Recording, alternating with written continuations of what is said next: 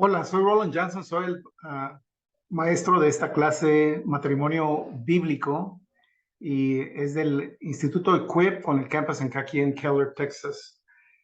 Muy bien, estamos estudiando un tema de mucha importancia el día de hoy. Esta es la segunda clase y el tema de hoy es enamorándote de nuevo, cómo restaurar la pasión y el amor que a veces en un matrimonio disminuye con el tiempo y a veces se apaga el fuego de esa pasión que hay en una relación matrimonial. Entonces el tema es enamorándote de nuevo, pero lo que vamos a hacer primero es que vamos a ver algunas preguntas que necesitamos que contestar en el cuestionario. Ustedes ya recibieron digitalmente el cuestionario que tiene preguntas basadas en el libro Los 5 lenguajes del amor. Y así es que los que están en la clase presencialmente tienen el cuaderno y ahí tienen el espacio para llenar las preguntas. Pero si lo están tomando virtualmente, lo que pueden hacer, algo que pueden hacer si tienen el software para hacer, el programa para hacerlo es cambiar el archivo PDF, lo pueden cambiar a Word y luego entonces eso sí les da espacio para contestar las preguntas ya sea en su teléfono o una tableta o aún en su computer. Pero por lo contrario, si nomás tienen el archivo PDF, entonces ahí ven las preguntas y luego las pueden contestar en un cuaderno por separado. Entonces vamos a contestar 5 preguntas y luego después de allí nos vamos a lanzar en qué es, eh, vamos a ver la importancia de estudiar 2 pasajes que tienen que ver con de cómo renovar nuestra pasión y nuestro amor hacia nuestra pareja. Entonces vamos a estudiar 2 pasajes claves que se encuentran en el Nuevo Testamento. Que vamos a continuar con el tema del cuestionario, vamos a repasar el cuestionario. Entonces ahí está una pregunta: ¿por qué debemos de estar dispuestos a aprender el lenguaje amoroso de nuestro cónyuge si queremos ser efectivos comunicadores del amor? Entonces, eh, allí lo que vemos está la pregunta y luego la debemos de contestar. Entonces la pregunta es esa y la respuesta es más o menos así. La respuesta es que si no lo hacemos, eh, lo que dice Chapman es que va a haber un fallo en la comunicación, porque según Chapman es importante entender el lenguaje primario de tu pareja. Es parecido a hablar en ruso cuando la otra persona solamente entiende español. Entonces, número 2, está la pregunta número 2 y se encuentra en el capítulo número 2. ¿Qué significa esta afirmación? En el corazón de la existencia humana se encuentra el deseo de tener intimidad y ser amado por otro. El matrimonio está diseñado para llenar esa necesidad de amor. Noten que ahí tengo digital, página 15. Eso quiere decir que hay una diferencia entre el libro y las páginas digitales. Entonces ahí la pueden ver en la página número 15. Dice que siendo hechos a la imagen de Dios tenemos la capacidad de amar y ser amados.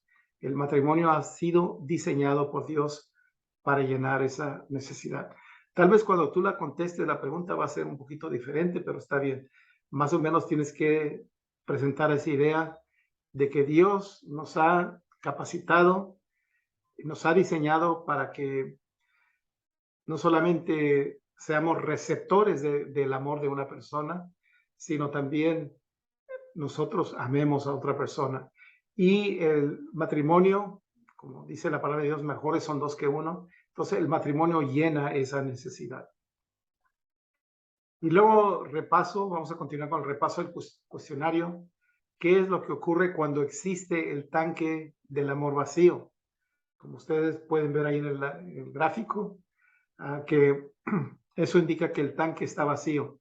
¿Y qué es lo que ocurre cuando el tanque está vacío? Bueno, lo que pasa es que la pareja se insultan, no se tratan bien, se hacen recordar del pasado, eh, se gritan, se faltan el respeto, y todo eso contribuye a que el tanque, esa reserva de amor vaya disminuyendo hasta que llegue el punto que está vacío, ese tanque. Entonces, ¿cómo se puede cambiar? Bueno, se cambia cuando reemplazamos y comenzamos a llenar ese tanque con afirmación, con ah, buenas palabras, tratarnos con cariño, respeto y todos los 5 lenguajes que menciona Chapman. Lo que ocurre es que el tanque del amor está vacío. La pareja se va, si el tanque está vacío, entonces la pareja va a comenzar a apartarse o se va a comenzar a distanciar el uno al otro. Se puede cambiar cuando se aprende el lenguaje primario del amor de nuestra pareja. Eso es lo que vamos a ver más adelante. Que aquí está una pregunta en el capítulo 3. ¿Qué significa esta afirmación? Nuestros sueños de antes del matrimonio son de dicha conyugal. Es difícil creer otras cosas cuando estamos enamorados. Sí, claro, porque en cierto sentido el amor es ciego. Es decir, no estamos pisando la realidad cuando estamos en la etapa de noviazgo. Como se dice, no vio los defectos de su pareja y no veía, ¿verdad? Así es que no vio, sí, es cierto, no, todo lo que vemos es lo noble, lo hermoso, lo bello que es la relación, sin ver las imperfecciones. Eso viene más adelante cuando una persona se casa. Y dice allí la pregunta que debe ser más o menos así: el amor nos ciega la realidad del matrimonio y las imperfecciones de nuestra pareja. Se preguntó en la sesión si la profesora Gladys nos preguntó si es importante que una pareja se conozca antes, vamos a decir, un par de años. La respuesta es que no hay nada mal con que se conozcan, es decir, no va a dañar en que tengan un noviazgo más largo, pero en realidad el conocimiento real no viene hasta que se casan. Cuando se casan, ahí sí se abren los ojos y sí comienzan a ver todo lo que no veían antes. Muy bien, la número 5 es, en promedio, ¿cuánto dura la obsesión romántica? ¿Y qué sigue y sucede después? Bueno, esto se encuentra en la página 25 al 27 en su libro, pero en el formato digital se encuentra en la página 20. Ahora, Chapman nos cuenta que la atracción romántica dura como 2 años. Ese le llama el enamoramiento. Naturalmente en ciertas personas dura nomás un mes, otros un año, pero él dice que más o menos la luna de miel dura como 2 años. Después cada quien comienza a desarrollar diferentes intereses y se apartan cada día más y más. Muy bien, ahora sí vamos a ver el tema de hoy y vamos a estudiar 2 pasajes, pero primero quiero presentarles esto. Este es el tema, enamorándote de nuevo. Ahorita está mucho en la noticia con el fallecimiento de la reina Isabel, pero quiero llevarlos a un tiempo atrás cuando se casó el príncipe Charles y Diana. Eso ocurrió el 29 de junio del año 1981. El costo de esa boda fue de $48 millones. Y ahora, considerando la inflación y todo eso, el hecho de que todo cuesta más sería 150 millones si esa boda se tuviera el día de hoy. Había una audiencia de 750 millones de personas viendo la boda de 74 diferentes países. Hubo 3,500 invitados a la boda y a la recepción después. En la recepción había una orquesta de 250 músicos que estaban allí en la recepción. Y luego quiero que veamos que también algo interesante, el vestido. Ahí ven parte del vestido de la princesa Diana. Tenía una cola de 25 pies adornado con 10,000 perlas. Y luego vemos que el pastel que ella quería era un pastel de fruta seca que costó $40,000. Fue lo que tuvieron que pagar. Muy bien, el resultado de toda esta boda tan elegante es que se divorciaron en el año 1996 después de 15 años de casados y tuvieron 2 hijos. Ella falleció en un accidente automovilístico el 31 de agosto del año 1997 y juntamente en ese coche, en ese accidente, iba su novio, quien también falleció, Dodi El Fayed, y el chofer también perdió su vida. Y ella iba sentada en el asiento trasero y no estaba abrochada no se abrochó el cinturón. Y entonces ella casi murió instantáneamente. Entonces, lo que quiero que veamos que el enamoramiento de ellos no duró ni los 2 años que menciona Chapman, porque el día antes de la boda, Charles le confesó a Diana que él en realidad estaba enamorado de Camilla Parker Bowles, quien ahora él es rey y ahora ella es su esposa. Y ahí ustedes ven la foto de los dos. Muy bien. Mencioné todo esto para decir esto, que el matrimonio requiere mucho trabajo y mucho esfuerzo. Como ustedes pueden ver, no es la elegancia, no es el dinero. Hay parejas que gastan demasiado dinero y el resultado es que hay parejas que hacen una boda muy simple y su matrimonio dura por muchos años y los lleva hasta que la muerte los separa, pero hay otros que sí le ponen mucho dinero a la boda y al año o 2 ya están separados o divorciados. Entonces, como ustedes pueden ver, no es la elegancia de la boda que hace el matrimonio feliz, sino el esfuerzo que le ponemos después de la boda. Así es que qué bueno es verlos aquí a ustedes que están dedicados a aprender más de cómo mejorar su relación y si no, pues tal vez poder ayudarles a otros a que ellos tengan una relación mejor y que tengan más pasión y más fervor romántico. Muy bien, vamos a estudiar 2 pasajes. Quiero que veamos que Cristo escribió en el libro de Apocalipsis, él tiene un mensaje para 7 iglesias que sí existían.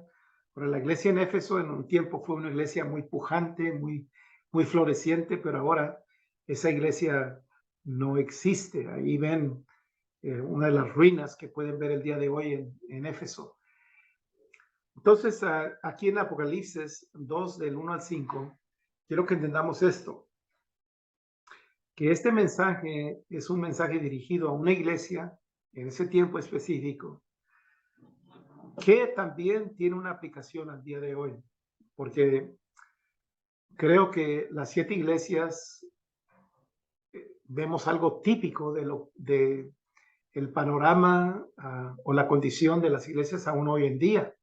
Es decir, hay ciertas iglesias que llenan el cuadro que vemos aquí en la iglesia en Éfeso, que fue una iglesia que Jesús le acusó de haber perdido su primer amor.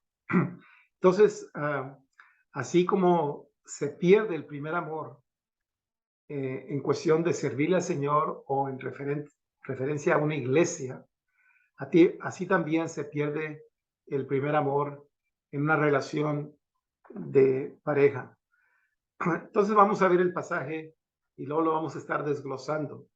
Dice en Apocalipsis 2, del 1 al 5, dice: escribe al ángel de la iglesia en Éfeso, el que tiene las 7 estrellas en su diestra, el que anda en medio de los 7 candeleros de oro, dice esto: yo, dice el Señor Jesucristo, conozco tus obras y tu arduo trabajo y paciencia, y que no puedes soportar a los malos, y has probado a los que dicen ser apóstoles y no lo son, y los has hallado mentiroso, y has sufrido y has tenido paciencia.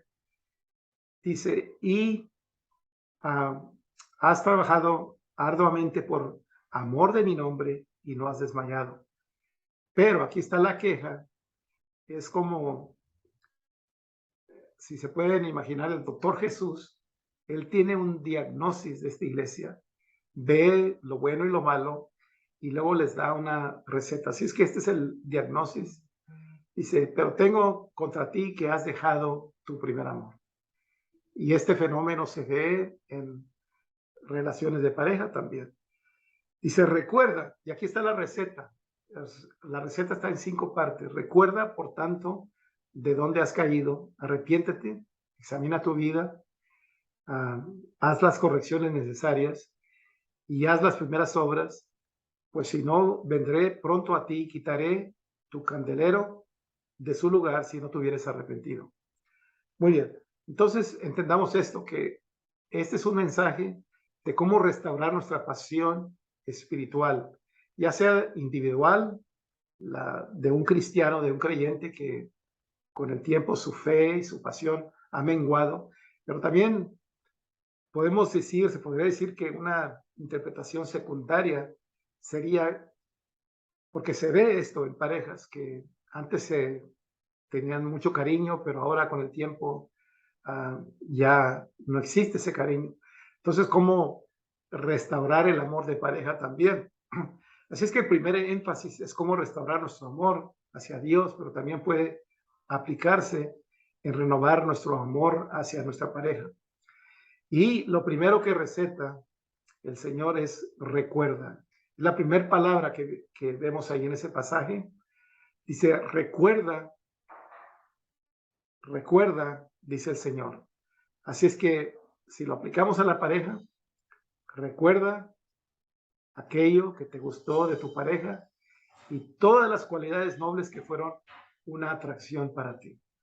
Y ustedes que van a estar ayudándole, asesorando a otras parejas que dicen, bueno, yo ya no quiero esta persona, yo siento que mi matrimonio ha terminado, uh, ya no la amo, ya no le amo, y sienten que no hay un futuro en su relación. Bueno, un ejercicio que les pueden ayudar a hacer es ayudarles a recordar cómo primero se conocieron, porque seguramente encontraron algo bueno en la persona con quien ahorita están casados, si no, no se hubieran casado. Pero lleva esa pareja en un tiempo que recuerdan la primera mirada que se dieron. Seguramente se quedaron mirando a esa persona la primera vez que la vieron con una mirada detenida, con una mirada de atracción, miraron a su pareja como la más bella persona que jamás habían visto y se comenzaron a imaginar un futuro juntos. Y naturalmente, desde esa primera mirada, pues muchas cosas han cambiado. Han pasado los años, ya es posible que ya la esposa ya no tiene esa cintura de avispa que tenía antes, después de tener 2, 3 hijos, pues ya no tiene el mismo físico.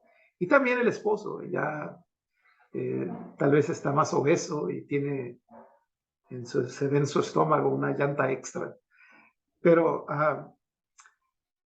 lleva a esa pareja a que recuerden la primera mirada que dieron, que recuerden la primera cita, a dónde fueron, a qué lugar fueron y qué fue lo que sintieron, lo que experimentaron en ese tiempo cuando estaban en su primer amor y tuvieron su primer cita.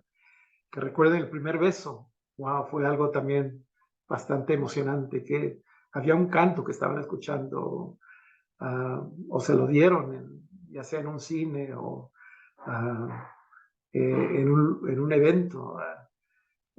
Recuerda el primer beso. Seguramente hubo estrellas, hubo explosiones y lleva a esa pareja para que recuerden su primer beso, que recuerden de lo que conversaban, de lo que platicaban. Se pasaban mucho tiempo juntos hablando de lo, lo noble que veían en cada uno y las virtudes y las cualidades que los atraían y hablaban tal vez de los sueños, los anhelos de un futuro juntos. Recuerda las caricias que se daban. Todo eso es importante que la pareja recuerde todo eso. Y si hay una pareja que su amor ha decaído con los años, pues sería un ejercicio muy útil que ellos recordaran ese primer encuentro que tuvieron.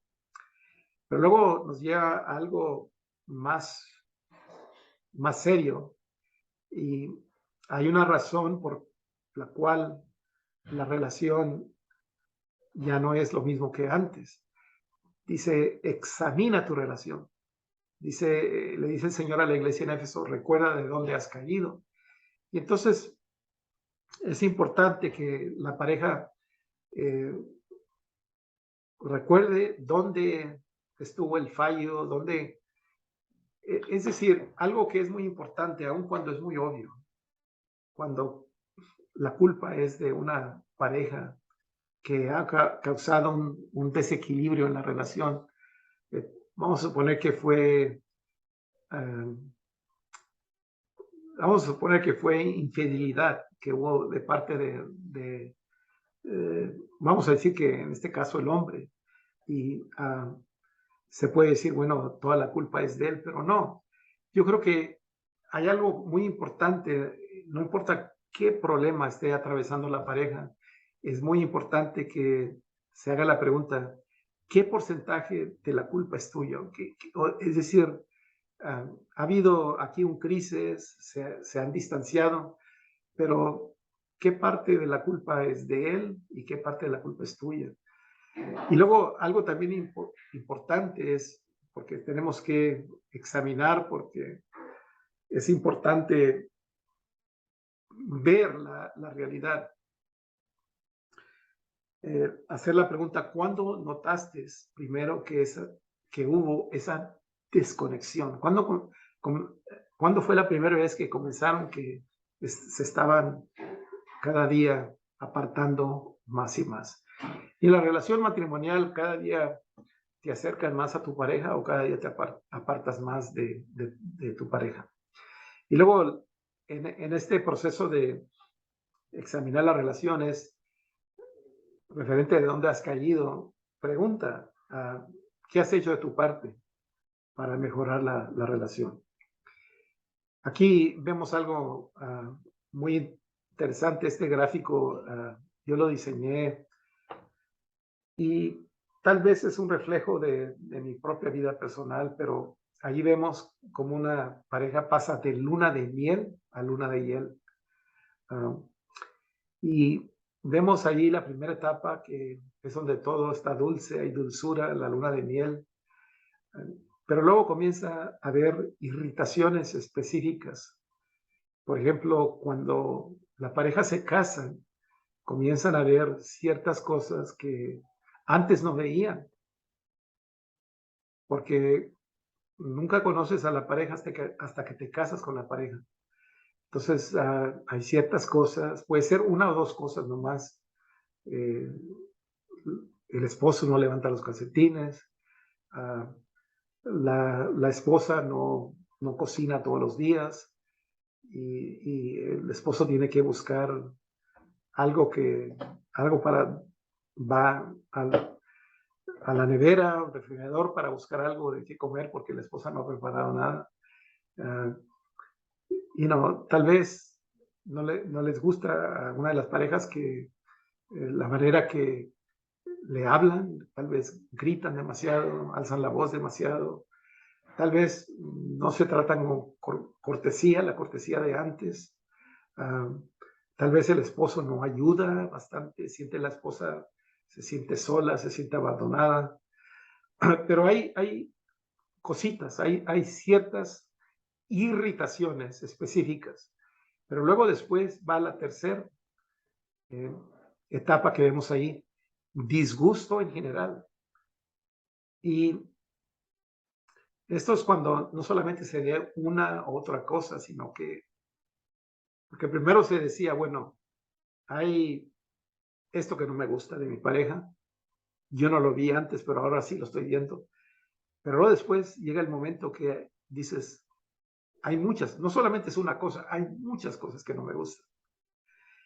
Y luego se llega a la etapa y vemos que aquí hay un descenso, donde la relación se va empeorando. Y es donde se ve el problema y la persona como uno. Y eso nunca debe ocurrir. porque los problemas que estamos pasando son una cosa y la persona es algo por separado. Cuando se juntan los dos, es decir, lo que debemos de hacer es atacar los problemas y no la persona. Pero a veces atacamos no los problemas, sino la persona. Y entonces cuando tú ves el problema y la persona como uno, entonces vas a pensar, bueno, este es el problema. Mi problema es la persona y lo que yo necesito es tal vez buscar otra persona para ser más feliz. Y naturalmente, como vimos la semana pasada, la felicidad no debe ser el objetivo de por qué te casas con esa persona, sino el propósito del matrimonio es buscar la felicidad del otro. Entonces, cuando ves el problema y la persona como uno, entonces allí se puede ir a la etapa final.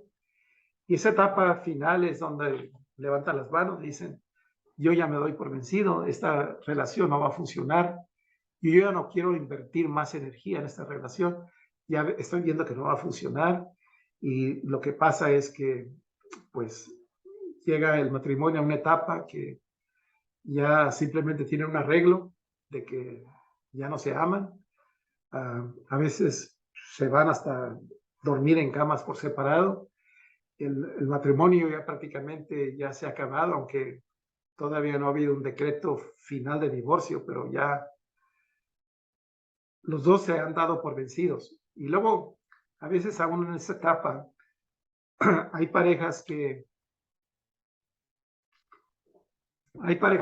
buscan consejería, buscan asesoría, y todavía no es muy tarde para que el Señor resucite el matrimonio, pero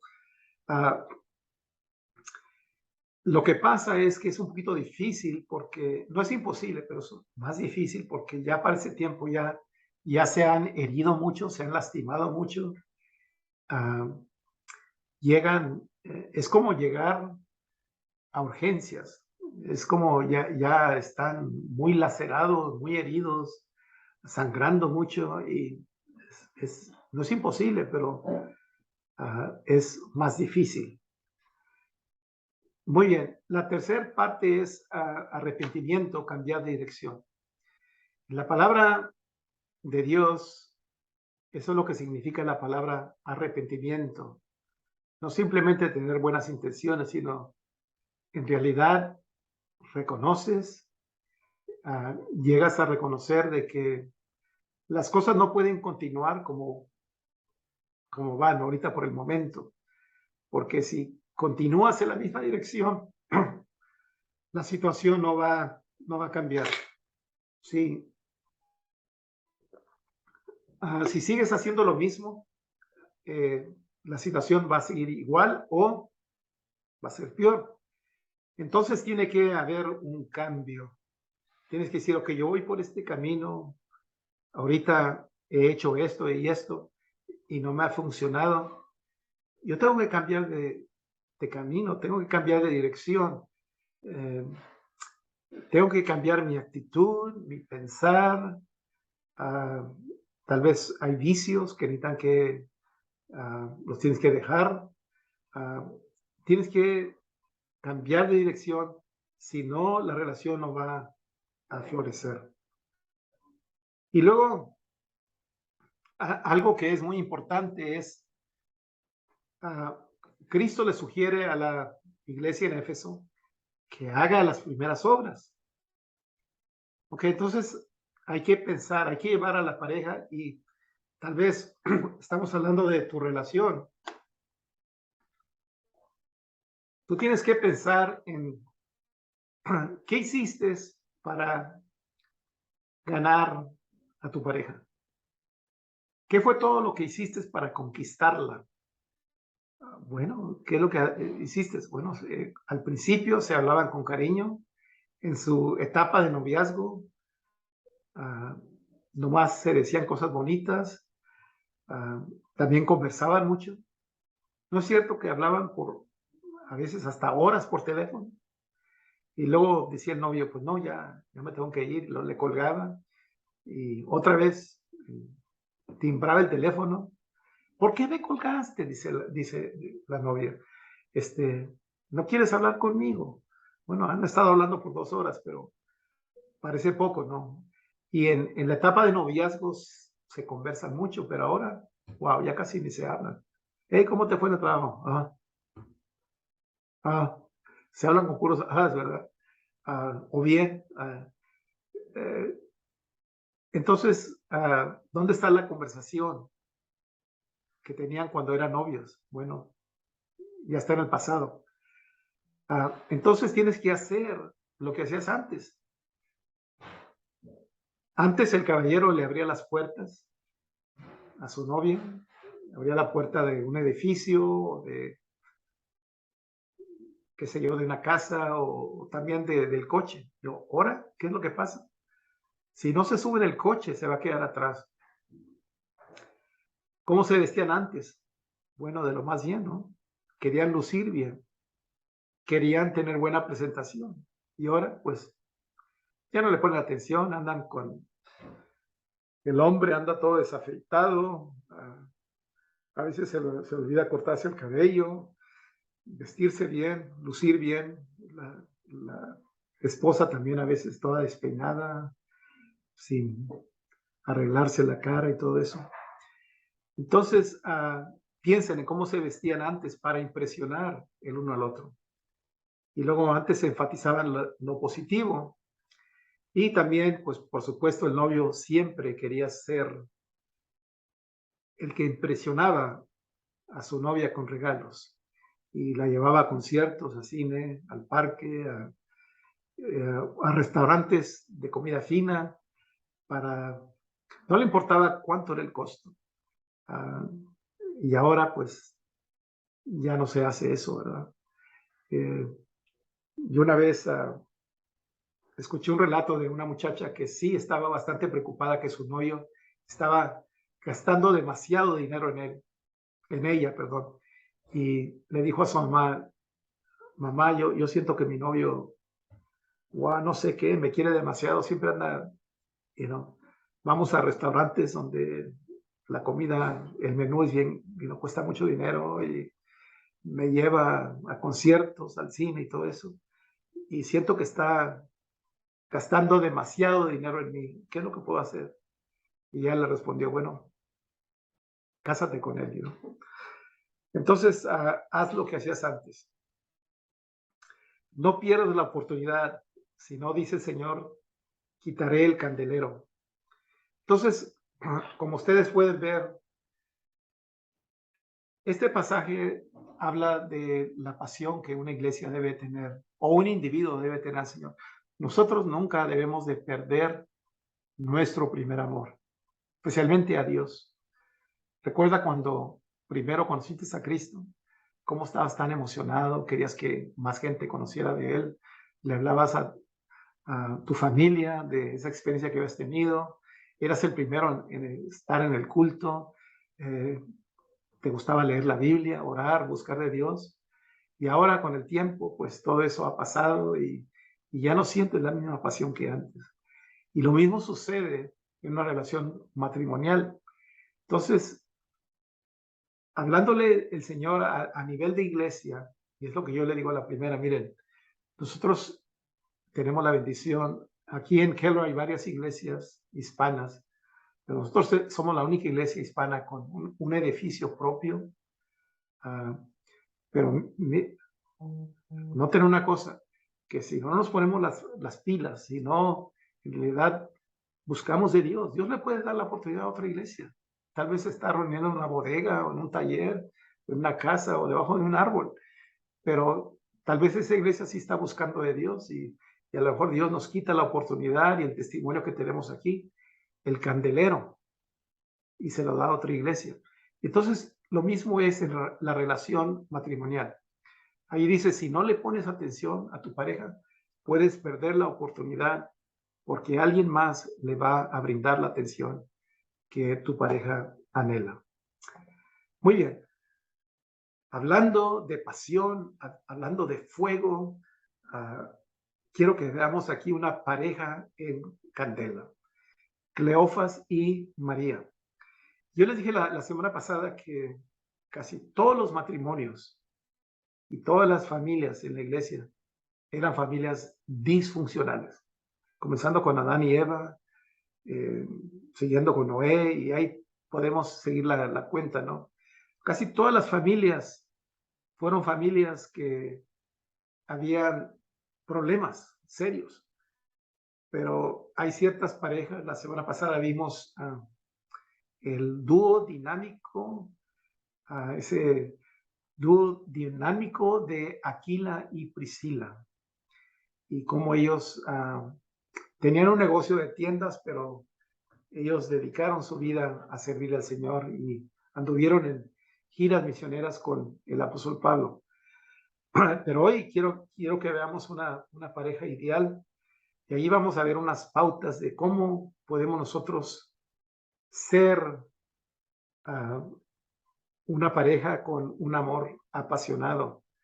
Y así es que aquí yo le llamo una pareja en candela, porque ahí notan en azul, está la palabra de Dios, dice, no ardía nuestro corazón en nosotros, mientras nos hablaba en el camino y cuando nos abría la escritura. Así es que aquí tenemos una pareja. Cuando vemos el pasaje, nos da el nombre de una de las personas que iba caminando, pero no nos da el nombre de la otra persona.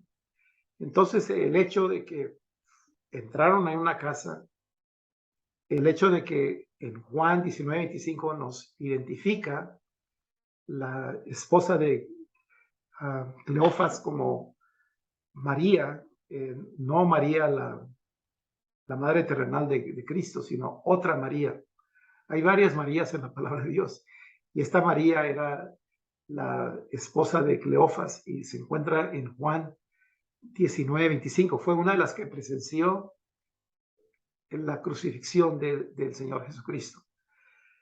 Pero todo el capítulo 24 nos habla de el caminar de esta pareja, de la jornada desde Jerusalén, después de lo que ellos consideran fue una grande tragedia, el ver a Jesús crucificado en la cruz de Calvario, viendo que este líder, este rabí, este ser divino en quien varios discípulos habían puesto su fe y su confianza, y lo veían a él como el Mesías, el que iba a venir, iba a establecer un nuevo gobierno más justo, más democrático, más compasivo, y quebrantar el yugo romano. Él iba a ser el Mesías, él iba a ser el héroe, él iba a ser para nosotros aquí en Estados Unidos, como el George Washington. Él iba a ser el libertador, pero ahora, wow, crucificado.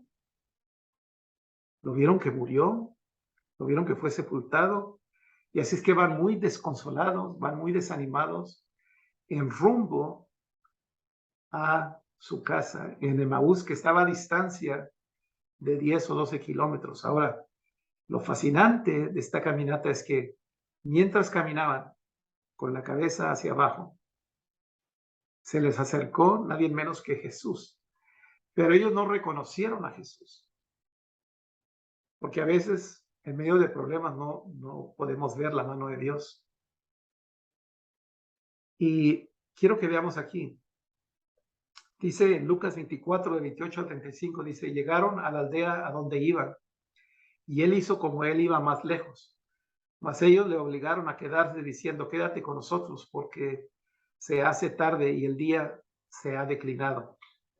Entró, pues, a quedarse con ellos, y aconteció que estando sentado con ellos a la mesa, tomó el pan y lo bendijo, y lo partió y les dio. Entonces les fueron abiertos los ojos y lo reconocieron, mas él se desapareció de su vista. Y decían el uno al otro, no ardía nuestro corazón en nosotros mientras nos hablaba en el camino y cuando nos abría las escrituras. Y levantándose la misma hora, volvieron a Jerusalén y hallaron a los 11 reunidos y a los que estaban con ellos, que decían, ha resucitado el Señor verdaderamente y ha aparecido a Simón. Entonces ellos contaban las cosas que les habían acontecido en el camino y cómo le habían reconocido al partir el pan. Muy bien, aquí es que vamos a ver 5 cosas aquí en esta pareja y vamos a ver por qué tenían el corazón ardiendo en pasión. Y esa es la idea de nosotros, ser una pareja con un corazón ardiente, en fuego, en candela, un corazón lleno de pasión y el amor no solamente hacia Dios, sino hacia el uno al otro. En primer lugar, lo primero que vemos en esta pareja es que iban caminando. Y algo que tenemos que entender es que el matrimonio es una caminata. Es una caminata que los debe de llevar hasta que la muerte los separe.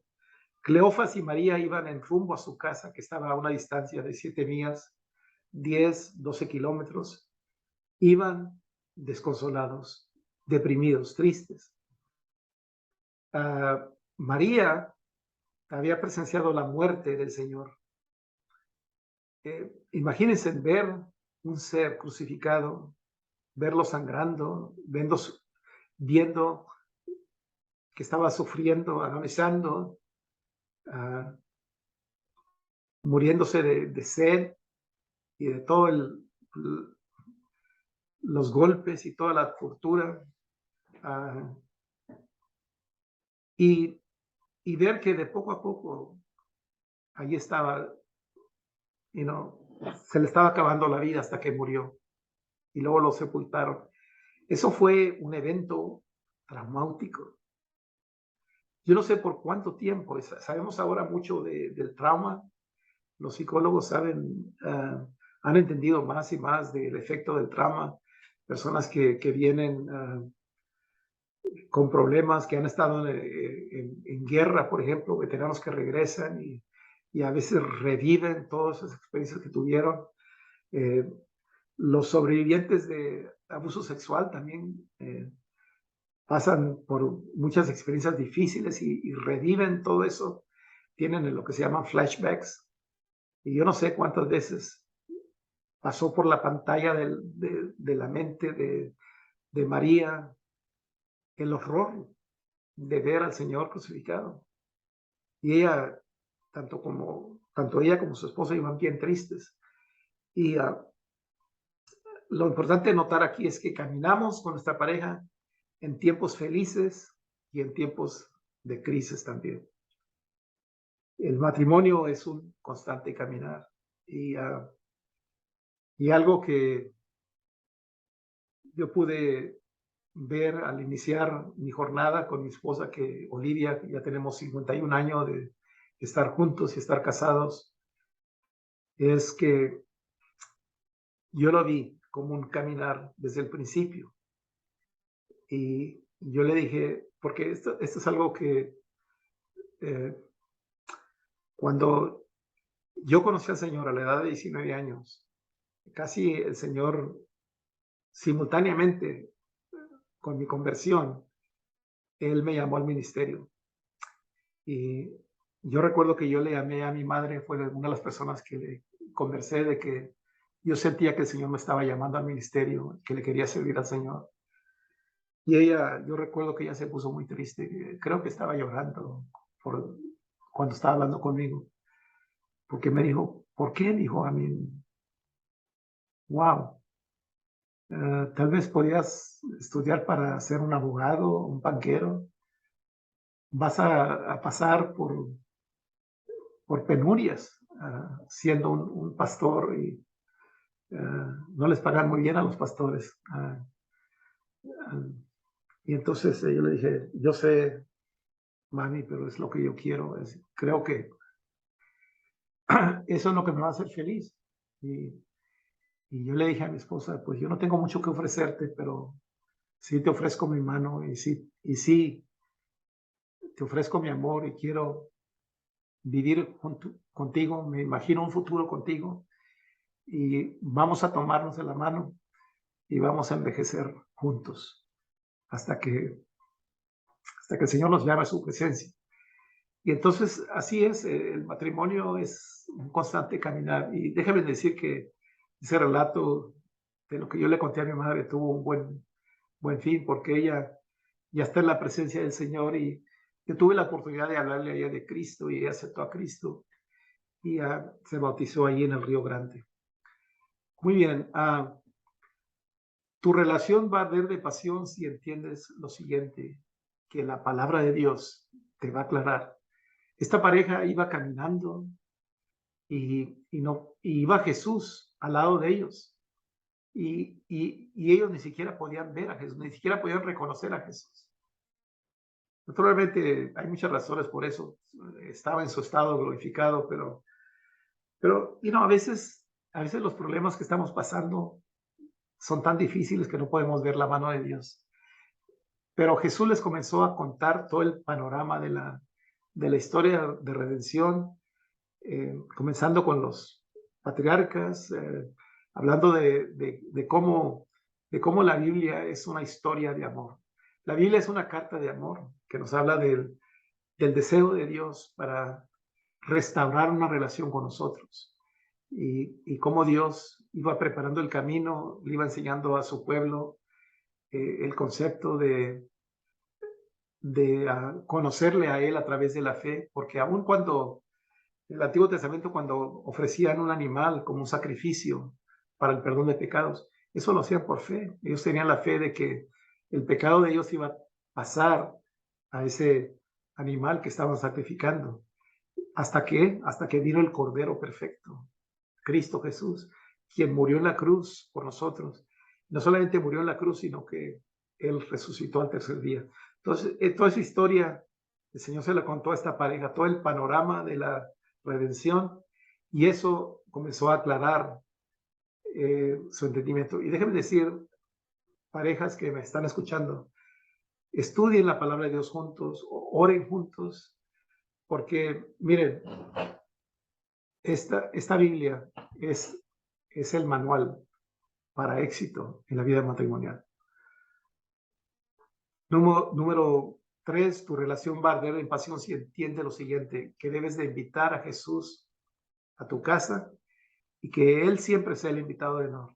Si es que iban caminando, llegaron a la casa y era ya tarde, y qué bonito ver eso, que esta pareja, Cleofas y María, le dijeron: Señor, entra a nuestra casa y quédate con nosotros, queremos conocerte mejor, queremos tener esa intimidad contigo, queremos conversar contigo más. Y eso es lo que es el cristianismo. El cristianismo no es una religión, es una relación con el Señor. Y ojalá que Cristo sea el que ocupa el primer lugar en tu hogar. Y luego tu relación va a arder de pasión si entiendes también lo siguiente, que el Cristo resucitado tiene el poder de no solamente resucitar entre los muertos, sino también resucitar matrimonios, de remover piedras, por ejemplo, de actitudes difíciles en relaciones. Y una de las cosas que debemos de hacer en la consejería es ofrecer esperanza. La gente está buscando esperanza porque a veces cuando vienen a nosotros con un problema en su vida matrimonial, vienen muy desesperanzados. A veces ellos creen que su relación ya ha terminado, que a veces dicen: yo ya no amo a esta persona, yo ya no quiero seguir adelante, mi matrimonio ya lo doy por muerto. Y yo siempre les he dicho, mira, si Cristo resucitó entre los muertos y Él vive hoy en día, Él también tiene el poder para resucitar tu matrimonio y darte una nueva pasión. Es más, se pueden amar más de lo que se amaban antes. Porque lo que hace el Cristo resucitado es que Él quita piedras, así como la piedra que ven ahí que se fue removida para que el Señor saliera y para que nosotros viéramos adentro que Él ya no, que la tumba está vacía. Esas piedras son actitudes que hay en los matrimonios, corazones de piedra que hay, personas que tienen un carácter muy fuerte, un carácter de piedra, y a veces ese corazón de ternura que antes tenían ahora se ha convertido en un corazón de piedra. Pero el Señor promete convertir ese corazón de piedra en un corazón de carne y darte ternura y dulzura en tu relación matrimonial. Así es que el Señor Jesucristo, Él es especialista en resucitar matrimonios que están muertos. Muy bien. Entonces, quiero que veamos algo. Tu relación va a arder de pasión si entiendes también lo siguiente, que tienes una historia que contar a otros y aun si tienes una narrativa de quebranto. Hay muchas parejas que me dicen a mí, ¿cómo es que yo puedo ayudar a otros si yo mismo, mi matrimonio no es lo que debe ser? Bueno, mira, tu historia de quebranto, tu historia de fracaso es un puente, porque no hay en realidad matrimonios perfectos. Lo que hay son matrimonios saludables. Y entonces Dios puede usar tu historia, que tal vez aún tu matrimonio no es algo que es color de rosa, pero Dios puede usar esa historia que tú tienes para que otras personas te entiendan mejor, se conecten contigo. Tu fracaso puede ser un puente para que otros entiendan que hay esperanza para ellos. Entonces, Cleofas y María, esta pareja, porque vemos ahí la historia de que, wow, bien bonita la historia, invitaron a Jesús en su casa, él tuvo comunión con ellos, y luego cuando Jesús levantó el pan, ¿qué fue lo que vieron? Vieron algo que nunca habían visto antes. Vieron la cicatriz de donde le habían enterrado los clavos al Señor Jesucristo. Y allí cuando vieron esa cicatriz, dijeron, este es Cristo.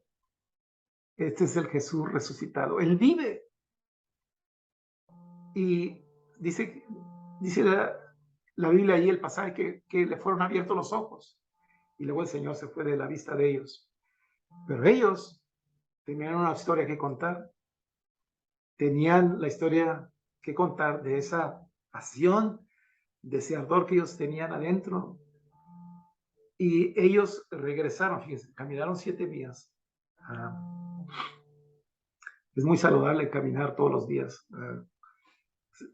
Hay todo tipo de estudios de que si tú no caminas, tu salud va a decaer. Y mi esposa y yo estábamos viendo un relato en la televisor donde se dice que, por ejemplo, si caminas, ¿cuántos son? Vienen siendo 1 milla solamente, que se va el riesgo de contactar Alzheimer va a decaer por la mitad. Entonces, es muy importante caminar. Y en la palabra de Dios no habla mucho de gimnasios, no habla mucho de ir al gimnasio porque ellos hacían mucho ejercicio, caminaban donde quiera.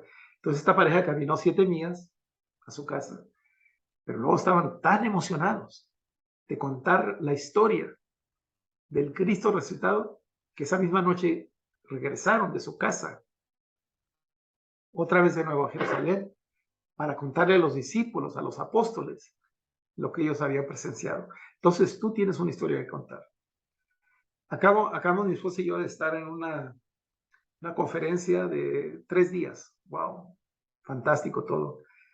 Y algo que nos dijeron allá, bueno, dijeron muchas cosas, ¿verdad? Pero algo que yo escuché que en realidad me impactó en gran manera fue que dijeron que la siguiente pandemia, no hemos terminado con pandemias, es más, no hemos terminado ni con COVID, ¿verdad? Pero que la siguiente pandemia va a ser la pandemia de salud mental. Nos está diciendo que no va a haber bastantes o suficientes consejeros para aconsejar a todas las personas que necesitan ayuda. Y así es que qué bueno que están tomando esta clase. Ah, si hay personas que todavía no se han inscrito, yo les animo para que se inscriban a esta clase. Cuéntale a otra persona que sí, ven a la clase. Creo que ya tenemos varias personas que están en esta clase, pero todavía hay oportunidad para que se ah, inscriban en esta clase y aprendan esas destrezas para no solamente reforzar tu matrimonio, sino ayudar a otros. Entonces, según lo que estaban diciendo allí, no solamente va a haber necesidad de consejeros profesionales que tienen su licencia, sino también de personas como ustedes, laicos, que no se dedican completamente a la consejería, pero ustedes conocen a alguna pareja o una pareja viene a ustedes y les cuentan su historia de que su matrimonio está en crisis y ustedes pueden ser de bendición, ustedes pueden contar su historia. Y las estadísticas demuestran que una persona, aunque no sea un consejero licenciado, puede tener la misma eficacia. Un amigo puede tener la misma eficacia que un consejero profesional. Pero todo está en la preparación. Muy bien. Déjenme terminar con una novela que vi. Me fascina esta novela. Tengo mucho tiempo que no la leo, pero me gusta la novela como Agua para Chocolate. Y quisiera decirles que este no es un comentario bíblico, ¿verdad? Es una novela de amor. Pero me gusta porque tomó lugar ahí donde crecí yo, en Nicopéas, Piedras Negras. Y es el relato básicamente de dos hermanas. Una de ellas, la menor, estaba enamorada de Pedro, pero la mamá, que era se presenta como un carácter muy fuerte. Tenemos ahí un esquema de una madre de un sistema muy matriarcal. Uh, Elena, la madre, una persona muy fuerte, y ella le prohibió que su hija menor se casara con Pedro, porque dijo, no, tú me tienes que cuidar a mí, cuando yo me muera, entonces tú puedes casar. Y así todavía creo que hay una cierta tradición en algunos lugares de que la hija menor tiene que cuidar a su madre o a sus padres si los dos viven. Y entonces no le permitió, entonces él se casó con la hermana mayor, pero ella quería complacer y quería seguir demostrándole su amor a Pedro. Y lo hizo a través de preparar unas comidas muy exquisitas. Y entonces el libro está lleno de todo tipo de gastronomía, de recetas, que yo no sé dónde consiguió los ingredientes. Por ejemplo, está una de una comida que le hizo de conejo envueltos en pétalos de rosa y todo ese tipo de cosas. Pero hay muchos pasajes líricos y este pasaje me gusta a mí. En una de las clases que tuvimos, una hermana habló del matrimonio como un jardín que tenemos que atender, porque si no lo atendemos, pues crecen las hierbas. Y aquí se presenta otra imagen diferente, y es la imagen de lo que hemos estado hablando, de la luz, del fuego, de un fósforo y, y de arder con pasión el uno para con el otro. Ok, entonces en este pasaje que está en Como agua para chocolate dice lo siguiente. Dice, todos nacemos con una caja de fósforos adentro, pero que no podemos encenderlos solos. Necesitamos la ayuda del oxígeno y una vela. En este caso, el oxígeno, por ejemplo, vendría del aliento de la persona que amamos. La vela podría ser cualquier tipo de comida, música, caricia, palabra o sonido que engendre la explosión que encenderá una de los fósforos. Por un momento no deslumbra una emoción intensa. Una tibieza placentera crece dentro de nosotros, desvaneciéndose a medida que pasa el tiempo, hasta que llega una nueva explosión a revivirla. Cada persona tiene que descubrir qué dispara esas explosiones para poder vivir, puesto que la combustión de lo que ocurre cuando uno de los fósforos se enciende es lo que nutre al alma.